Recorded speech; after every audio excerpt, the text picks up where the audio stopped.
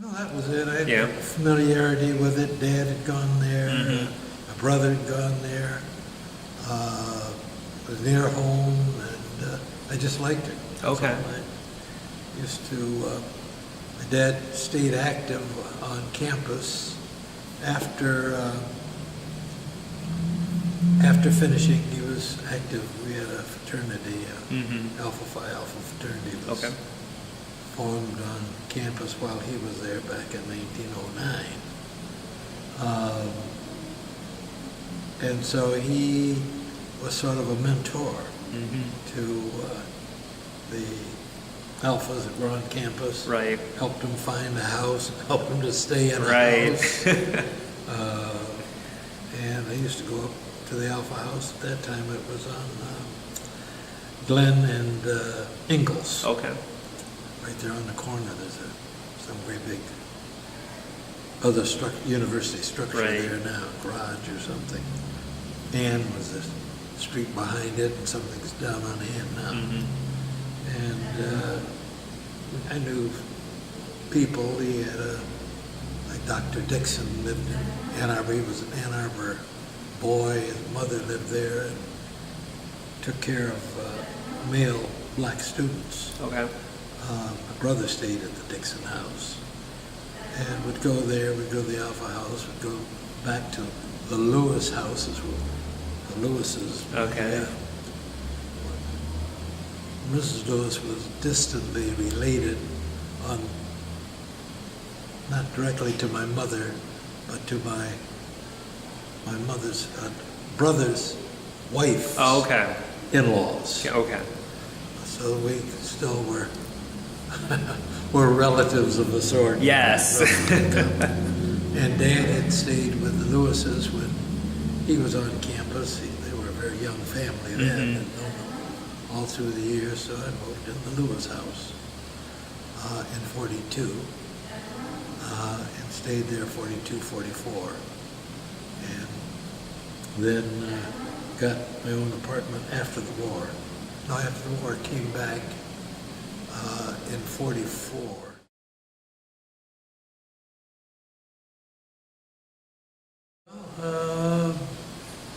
I wasn't overwhelmed Okay. by it, and I wasn't particularly nervous about it. Right. You were familiar They with took it me a up- little bit, yeah. They left me there, dropped me off at the Lewis house, let's say Sunday night. Okay. Unpacked, bye son, bye dad, bye mom. See you in 4 years. Not quite that. Yeah. See you every payday. Right. But knew enough to get to the indoctrination places I had to go to, and the Michigan Union, things of this sort. Could find ways about campus. And I don't know if I knew too many people on campus. I don't recall right now, although Okay. there was a familiarity. Right. And at the Lewis house, I didn't know anyone moving in. We were all, either there were a couple graduate students working on masters or PhDs, and I think there were 6 or 7 undergrads, and I was among that number. So I didn't particularly feel alone. Right. The biggest thing was that when you went across campus, if you ran into another black brother or sister, there weren't very many of us. Right. In 42. I don't know if there were 50 black students on campus or not. Okay. Campus was big, but wasn't that big. Right. I think there might have been about 5,000 enrollees Okay. in school. See, that's quite a change from these days. No question about it. About 5,000 in Ann Arbor. Was only about 5,000. Yeah. And even though Ann Arbor was supposedly a liberal city, things of that sort, Right. there were restrictions or limitations, not only by the city, some of the better eating places. Didn't want to serve black students or blacks in the city. We ran into that. The girls' dorms had been broken down.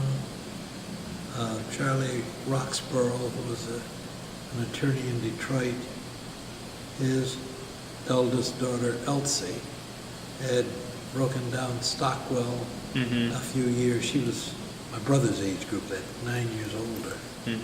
She had gotten into the dorm, and then Eudora Morton, it was Dr. Morton and his wife Burley, were friends of my mother, in both in Ann Arbor and then also in Alabama. Came back. Their oldest daughter then was the second black girl to move into Stockwell.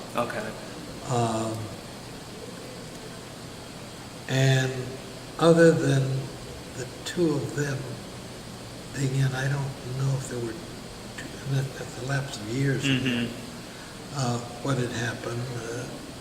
First black girl that moved into a dorm in Ann Arbor I knew of was a girl that moved in, Barbara Cook, in 43 or 44 from Grand Rapids. The first year as a freshman, when I went up on campus, John Roxborough, who was the younger brother of the two Roxborough girls, both the oldest and Elsie and Margie, both stayed in the dorms at various times. Elsie did. Both graduated. Eudora graduated. Morton. Their younger brother, John Roxborough, he and Harold White, at my freshman year, moved into Michigan House, the West Quad, and they were the first male black students to get into university housing. They both were track stars and ran track and were lettered.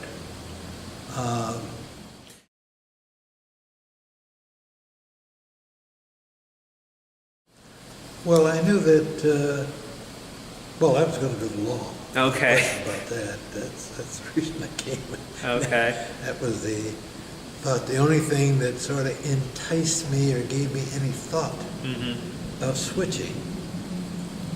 My godfather, who was on campus with my dad,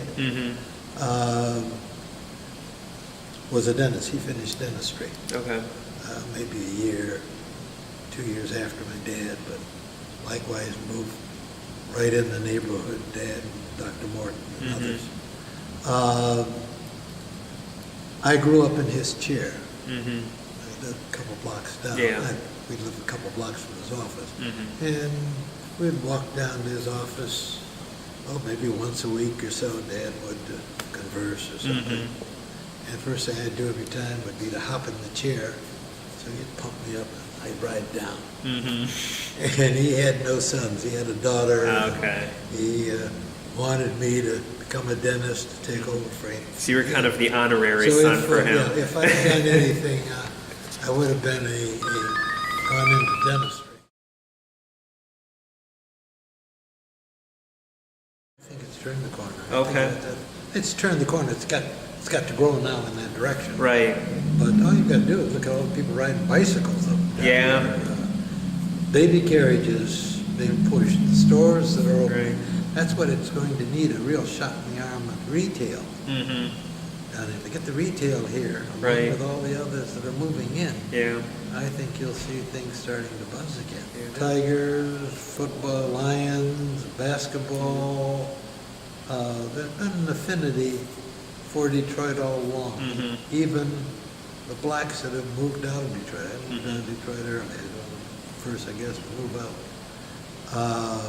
because of the school situation.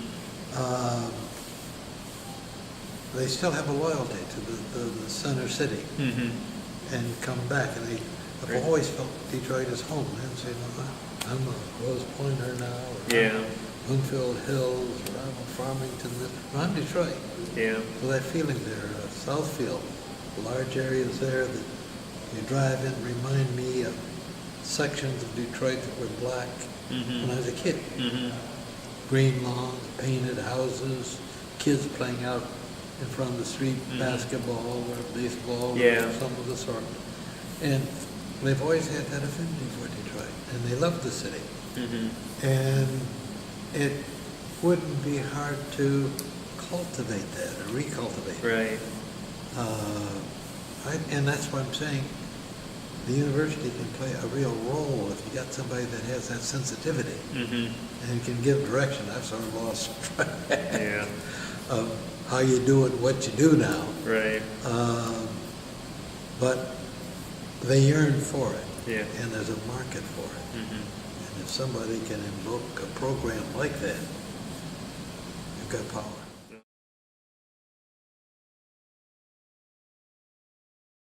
You always have to make up your mind, in a sense, what you want to be, listen to whoever you want to, and then decide which way you want to go, and let nothing dissuade you.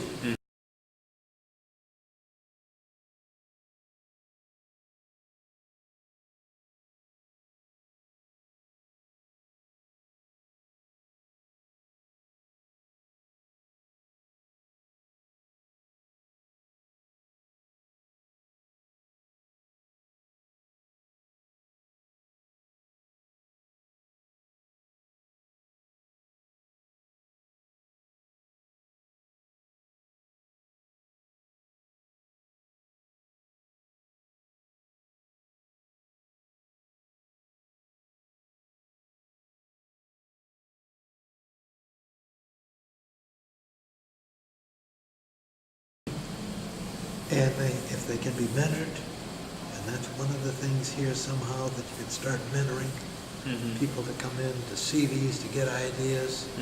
And one thing about black people, if they see somebody has done something, I can do it.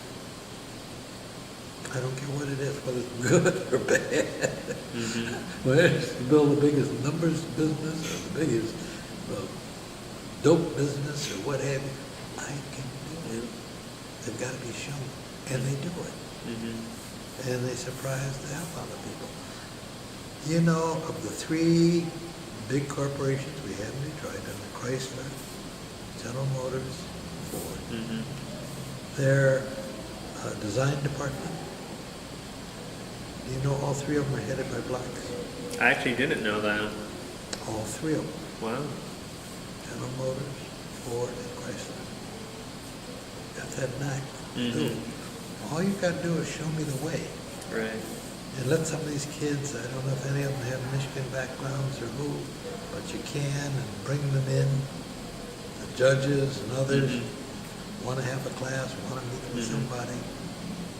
That's the thing. You could make this really a hotbed. Young folks coming in, and I'm going to go to the University of Michigan. I'm going to go to the University of Michigan. I'm going to make an electric car. I'm going to do this. I'm going to do that. And they'll grab on. They're sharp.